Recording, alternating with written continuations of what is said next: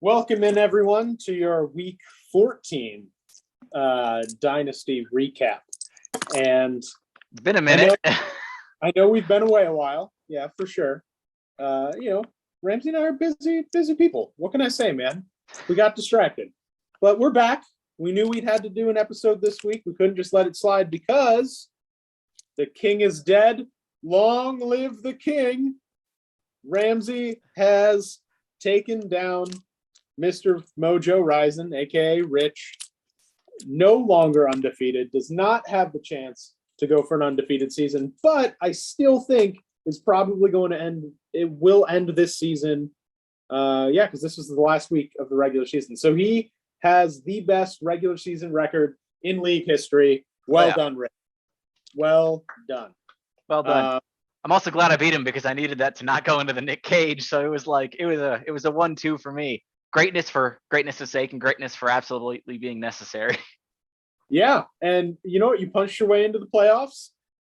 First time ever, I believe. Welcome. Oh yeah, Welcome. No, it feels good to be up here. And I believe we have Keely and Boomer in the playoffs as well. Oh yeah, as frequently seen.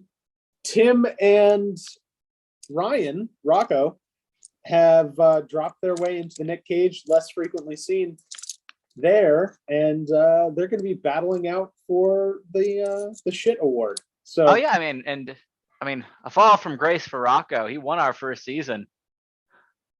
Yeah, and now he's just slowly made his way a little bit further down. We'll see if he can pull up at the last second to avoid the not so coveted Nick Cage. And on the other side, Mr. Mojo Rising has been rising, and we'll see. He's gotten second in the last two seasons. Will he fall flat again? He's upset about it. I know he's tired of that, standing there on that silver pedestal, looking up at the person in first. And we'll see. He's got a minimum of fourth because he's got the bye week along with myself. And we'll see who dukes it out in the championship after week 16. Yeah.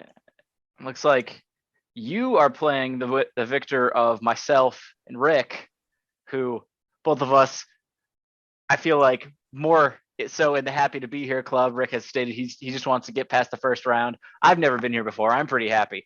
And Keely and Boomer determine who goes against Rich. Yeah. And Rick has lost in the first round to Rocco in both of the last seasons, which won't be happening this year because you beat out Rocco to get in, but you could very well stop Rick from getting in to the next round. But I do feel like Rocco was Rick's kryptonite, so I think he's got your number this week. I say he might, but you never know. This week I was going into it looking like I had no chance of beating Rich. Get the flip around back in there on Sunday night. We'll see how it goes this week. Certainly. And I know Scrutch, Daryl is just looking towards next season, hoping and praying for a good rookie draft. Real tired of the nonsense he's been dealt.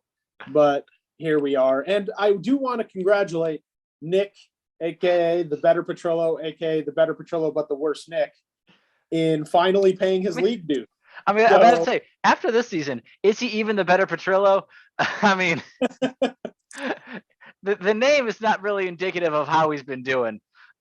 Yeah, very true. And, you know, I was this close. I was really, really glad he paid his league dues because I didn't want to have to remove him from the league next year. So it looks like we'll be sticking around, having him stick around, and maybe he'll actually set a lineup next year. I say it would. I mean, and if he does, people better look out, especially Rocco and Tim, because this year, I'm going to say, also me and Boom are very close.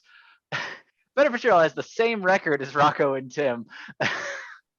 Yeah, and there was consistently. I don't think he played a single week with a full roster after the second week. I think he played every week having at least one person on a bye or injured and just still on the roster and still came out not in last place and also almost in seventh, depending on how other records could have gone. Yeah, he still has Derrick Henry in his lineup, and I think that says it all. He very well had some very, very close call games that he could have won had he just played a full lineup. we'd be seeing him in the playoffs for sure had he paid attention this year. So that is on him. That is all I got. Playoff preview. Let's go through each of the matchups and give our predictions for the first round. All righty. Well, first matchup, like I mentioned before, is Keely versus Boomer. Keely Boomer. That is a tough one. They've both been playing really well recently, but I do think Keely's got it. Mac Jones is on a roll, and he's playing against Indianapolis. I think that's going to be a really great game, really interesting. Hopefully it's not a defensive battle because I could see it being that, but I really think they're both going to put up some points. And with Nick Chubb being basically the only offensive weapon on the Browns this week, I feel like he's going to go for a run as well on that crappy Las Vegas defense. Yeah. No, I think I'm with you in the same camp there. I think I'm probably going to lean in towards Keely over Boomer. They've both been doing a little bit, been doing pretty great this season, but Keely's she's managed to just kind of pull out whenever she needed to. It's like she had like the tough matched up, and then her team just decides to perform then. So I think she's got it in her at least to get into the next round. Yeah, I was always very good at pulling it out when I needed to. And now on the other side, Boomer does have a really good team. Alvin Kamara has been just dominant as always. Jalen Hurts has been an awesome fantasy quarterback, if not awesome. And Mike Evans and Rob Gronkowski is looking fully healthy now and just ready to dominate. It's going to be really interesting to watch this, and I'm happy to have the bye and sit back and see how people do. All righty. Next up, as we mentioned earlier, myself and Rick. I'm going to lean towards myself, just because, you got to believe. You can't go in thinking you're going to lose. And, I've come off the tail end of a real bad losing streak, having beaten Rich. So I feel like I've got momentum. I don't know how real it is, but I feel like it's there. Well, you both have really good teams. It's going to be really interesting. I think you have him topped in quarterback with Taysom Hill and Dak Prescott.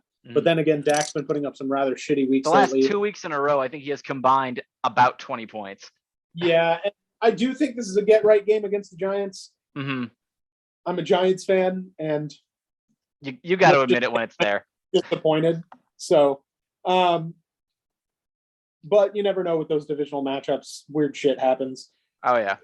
You got the stack there, though, so hopefully that'll work out for you. But he does have CeeDee Lamb on the other side, so he could really screw you there. It's very possible. As well as Zeke.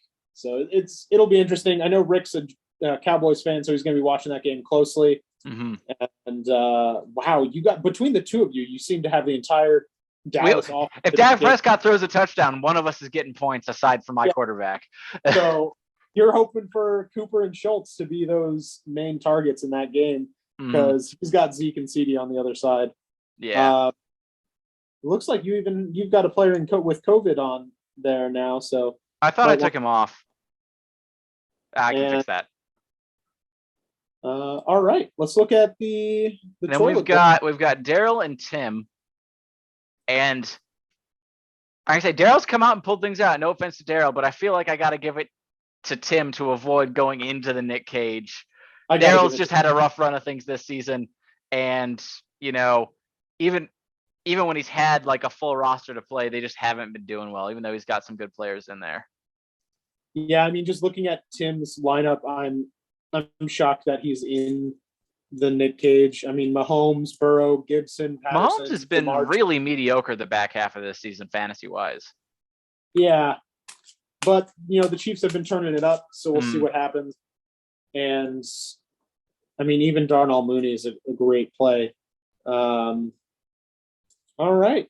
Next up, and last, we've got the Battle of the Brothers. We have Rocco beating Nick. I mean, that's simple. Nick's got at least 4 people out on his lineup right now, but it looks like even more.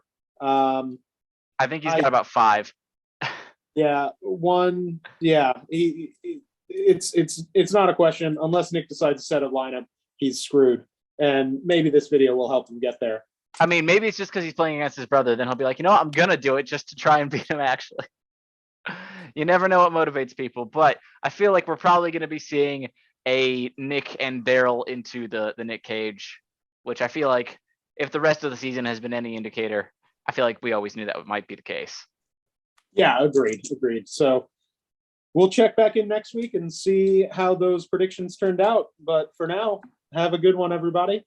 Happy playoffs, and we'll see you next week.